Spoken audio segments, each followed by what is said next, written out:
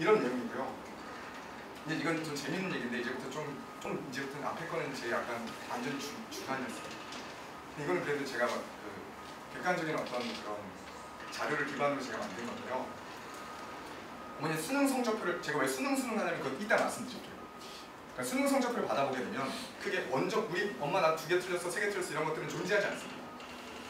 크게 표준 점수와 100분위와 등급이 나옵니다. 근데 표준 점수는요. 표준 편사 분산 뭐 Z 이런 걸 다 떠나서요. 되게 쉽게 말씀드리면요. 결국 계산해 보면요. 저희가 6월 모의고사를 보지 않습니까? 그러니까 평가원에서 6월, 9월 수능을 내고요. 그러니까 평가원이라는 것은 6월, 9월 수능 임용고사를 냅니다. 그 선생님들 시험이요. 교육청에서는 3월, 5월, 7월, 10월 모의고사를 냅니다. 6월 모의고사 때 평가원에서 제 생각을 다 들어오게 한 다음에 전반적인 그 어떤 점수 분포를 관찰할 겁니다. 그러면 대략적으로 50만 명이 지원했을 때 1번 만점자들은 한 100명 나오겠네. 30번 만점자들은 한 30명 나오겠네. 제가 100명 해볼게요. 줄여볼게요. 1000명 해보면 그렇게 되지 않겠습니까? 그러면 만약에 10번이다. 10번 만점자가 100명 정도 예상을 하는 겁니다. 그러면 이 아이들한테 10번이니까 얘는 근데 한 4.5점 정도 주는 게 좋을 것 같아요. 4점 문제지만 좀 어려워. 450개 빵을 준비하는 겁니다.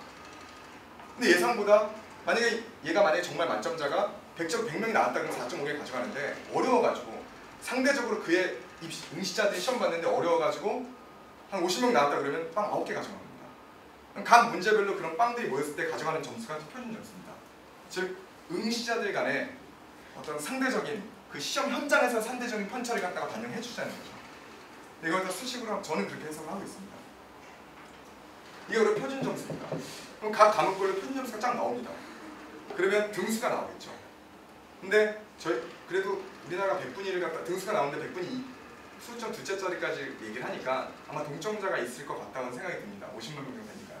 그럼 그걸 갖다가 이제는 100등분 하는 겁니다. 그게 바로 100등분입니다. 근데 실질적으로 보면 성적 보시면 둘째 자리인지 첫째 자리 기억이 안 나는데 결국은 한 1000등분 하는 것 같습니다. 그게 바로 1%에서 100%까지 아니면 1.1 뭐 이런 식으로요. 그리고 여기서 이제는 그룹핑 시키는 거예요. 1%에서 4%까지 1등급, 4%에서 11%까지 2등급, 11%에서 23%까지는 3등급 이렇게 그룹핑 시키는 게 등급입니다. 그런데 두 과목, 국어와 수학은요. 표준 점수를 갖고 들어옵니다. 영어는 절대평가로 바뀌어가지고요. 등급만 보고요. 그래서 성적표를 저희가 이제 나중에 제가 한번 기회가 있으면 제가 한번 문자로 한번 보여드릴게요. 근데 애들 이름이 바뀌어 있어서요. 근데 그 보면 영어는 아예 원점수도 표기되어 있지 않고 X로 되어 있습니다. 즉 개인정보이기 때문에 어떠한 대학 기관이나 어떤 화상위 기관에서 개인의 성적표를 열람할 수가 없는 겁니다. 이게 바로 영어입니다. 등급만 딱 박혀 있습니다. 근데 국어 수학은 표준 점수를 내게 되는데 일반적으로 두 과목 다 국어 수학은 두 과목 다 꼴등은 빵점을 줘버리고요. 1등은 130점 정도 준다고 생각하시면 130점, 135점 정도 준다고 생각하시면 됩니다. 다 있는데 그 다음에 뭐냐면 과학은요. 서울대학교를 제외하고는 대부분 학교들이 변환 표준 점수라는 걸 씁니다. 변환 표준 점수는요. 학교별 사이트에 가시면요. 다 2년치를 갖다 공개하게 되어 있습니다. 그럼 다운받으실 수 있습니다. 그러면 보시면 여기는 얘는 표준 점수가 아닌 100분위를 참조하게 되는데요. 전국 꼴등은 제가 알기로 30점을 줍니다. 전국 1등은 67.5점 정도 줍니다. 그래서 전국 꼴등과 1등 간의 차이가 38점 정도 차이가 나는 겁니다. 근데 물론 이 과목도 전체 120점 채우긴 하는데 누구나 다 90점은 다 먹고 있는, 한 80점 정도 먹고 있는 겁니다.